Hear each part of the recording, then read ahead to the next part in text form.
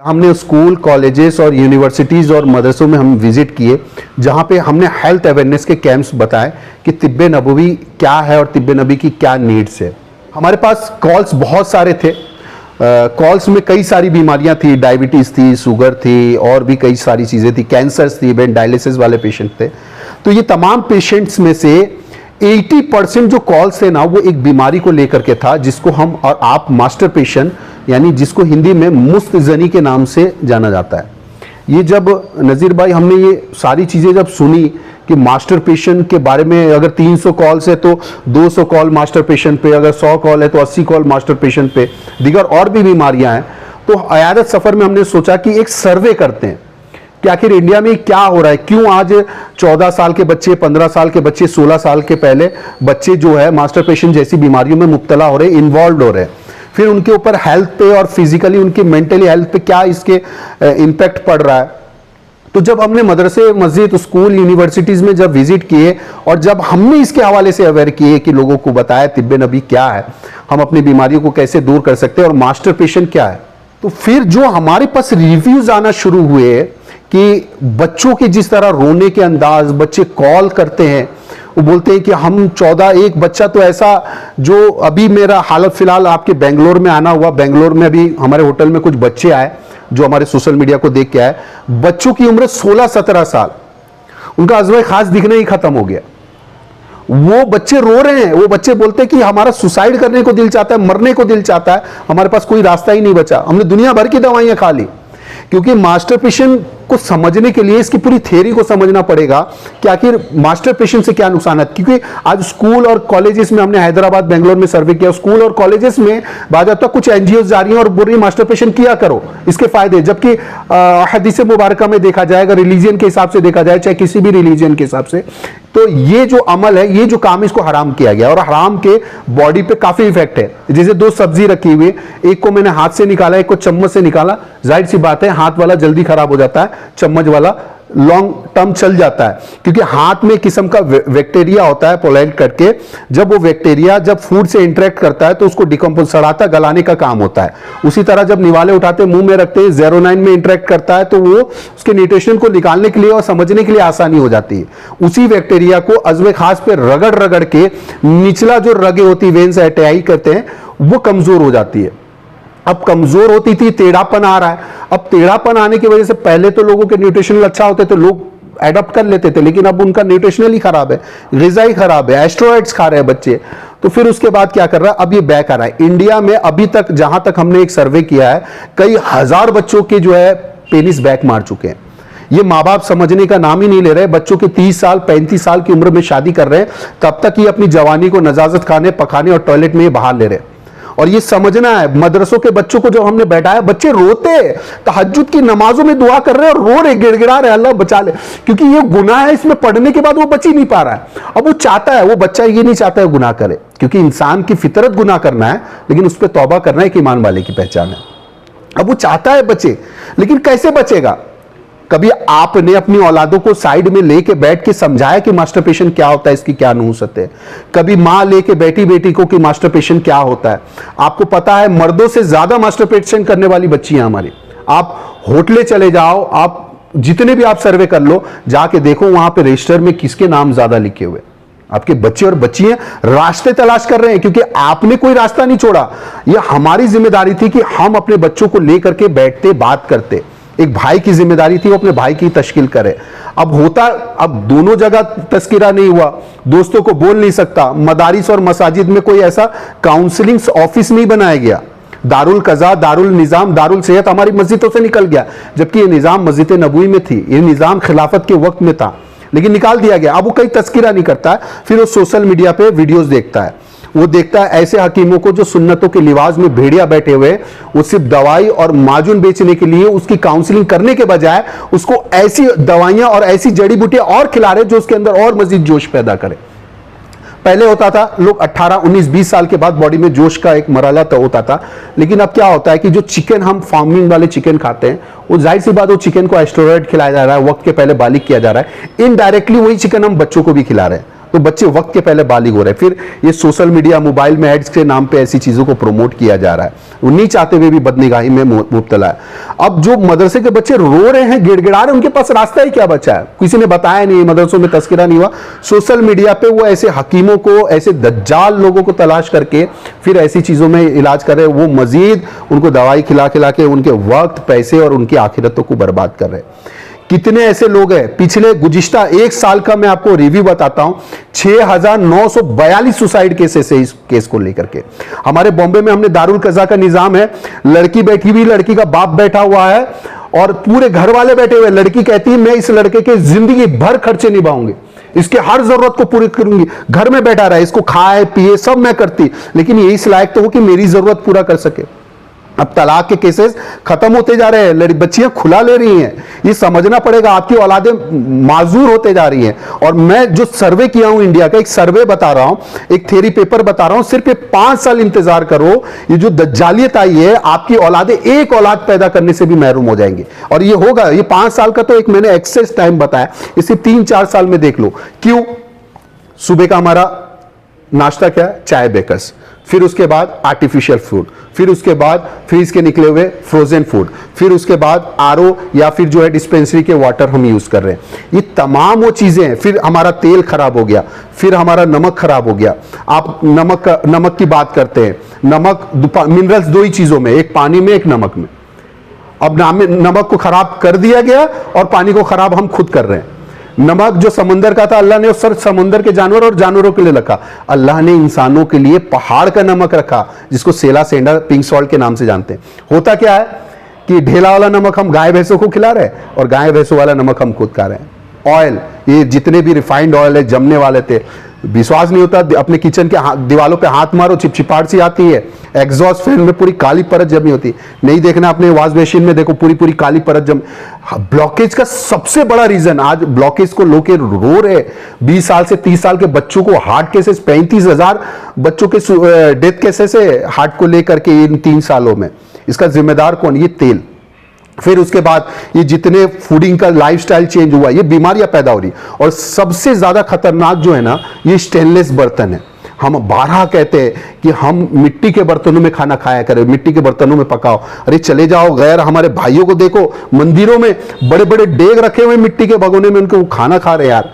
अल्लाह ने तुम्हें नेमत की शक्ल में ये मिट्टी दी, मिट्टी की चीजों में दी। मिट्टी में पोलाइट कितने बेहतरीन केमिकल है जो एंटीबायोटिक, एंटीसेप्टिक के तौर पे काम करता है। कहीं जख्म हो जाए वहां लगा दो, आप इंस्टेंट 5 घंटे में आपका जख्म सुखा देगा। कितनी बड़ी अल्लाह की नेमत है।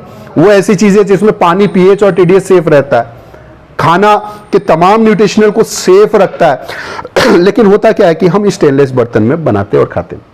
2 सेब रखा हुआ, पका हुआ, गला हुआ, कौन सा खाएंगे? जाहिर सी बात पका हुआ खाएंगे, गला हुआ फेंक देंगे। लेकिन जब हम कुकर में गोश्त को करते हैं तो क्या बोलते हैं? गोश्त गला कि नहीं गला। ये नहीं बोलते गोश्त पका कि नहीं पका, क्योंकि हमारा दिल भी जानता है उसमें गोश्त गलता है, पकता नहीं है। पकता खाना सिर्फ मिट्टी के बर्तन में है।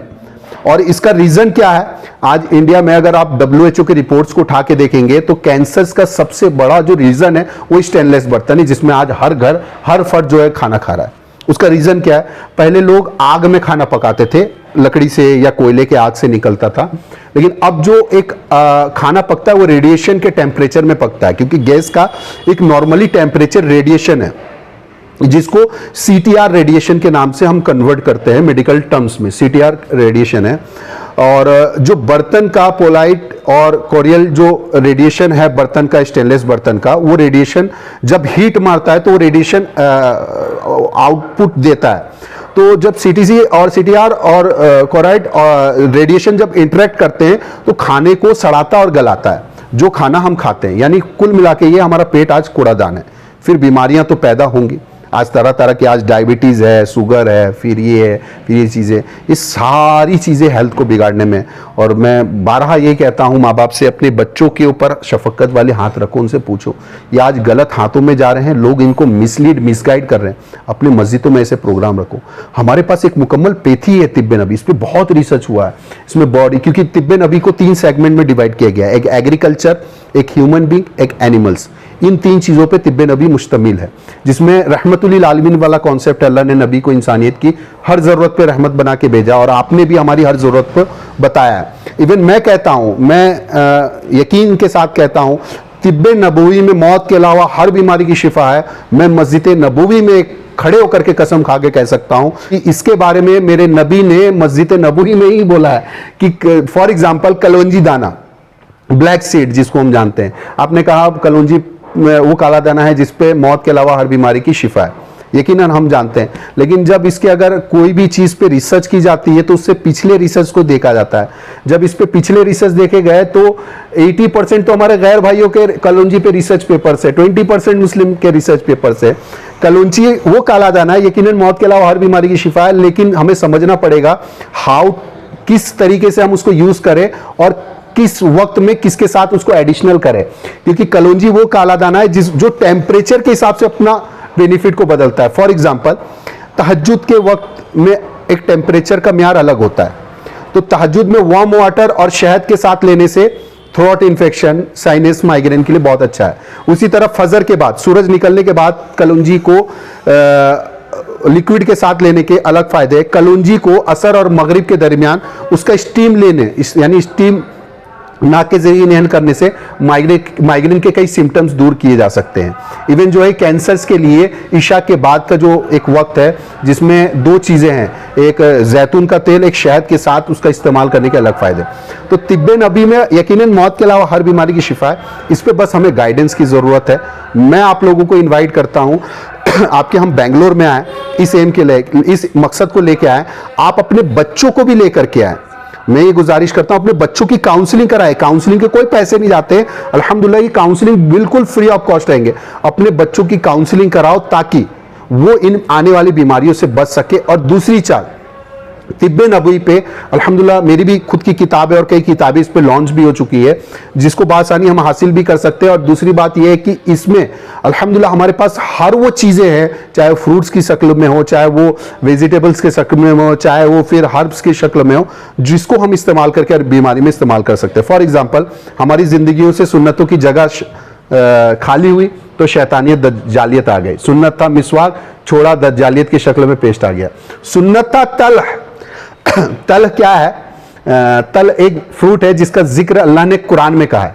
कुरान में कहा है, कुरान में अल्लाह ने केले के ताल्लुक से तलह के नाम से कहा। हदीस में इसको मौज के नाम से जाना जाता है। हदीस में गालिबन इसके हवाले से 17 हदीस मुबारक है। कितनी?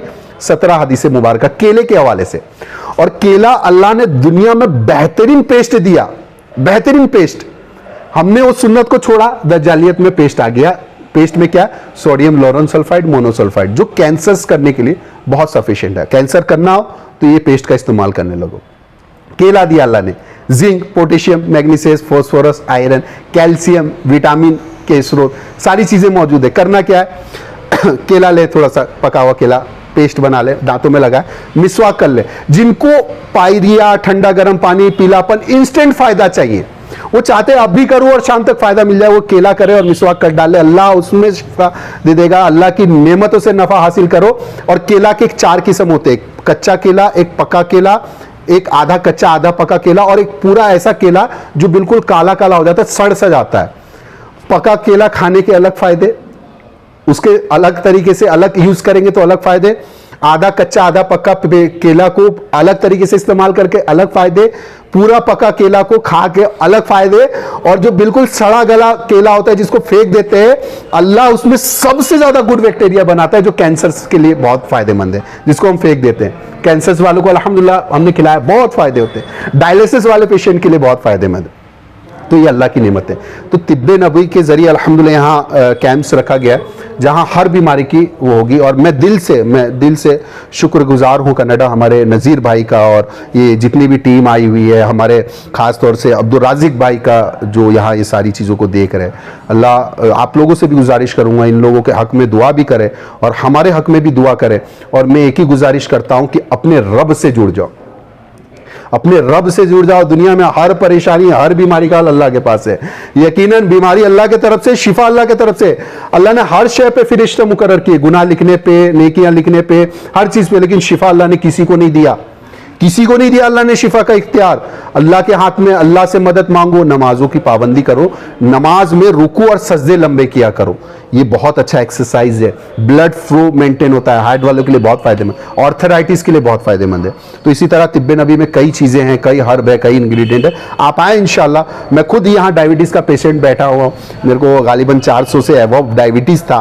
मैंने कई कोशिश किया था कि मेरा खत्म हो जाए, नहीं होता था, लेकिन तिब्बे नबी से जब मैंने खुद का ही ट्रीटमेंट किया तो अल्हम्दुलिल्लाह आज मैं डॉक्टर्स जो थे जिन्होंने मेरा वो किया था, आज वो खुद नहीं मानते कि मेरा कैसे खत्म, वो बिलीव ही नहीं करते टाइप 2 डायबिटीज कैसे आपने खत्म कर लिया। अल्हम्दुलिल्लाह मैंने अपना नहीं, कई लोगों का अल्हम्दुलिल्लाह खत्म हुआ है। बस आपका यकीन आपके रब पे होना, इंशाल्लाह शिफा, मैं कसम खा के कहता हूं, जहां बोलोगे खा के कहता हूं, इंशाल्लाह शिफा मिलेगा।